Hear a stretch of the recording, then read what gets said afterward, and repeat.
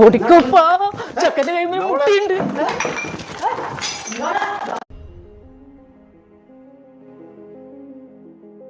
ഉമ്മ, പാപ്പ, ഉപ്പ.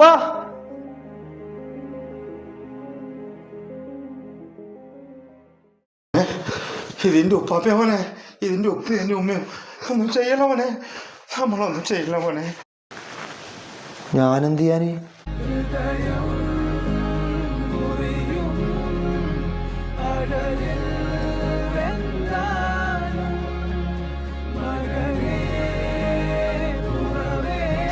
എന്തല്ലോ ചിന്തിച്ചു കൂട്ടിപ്പോയല്ലോ ഉപ്പ.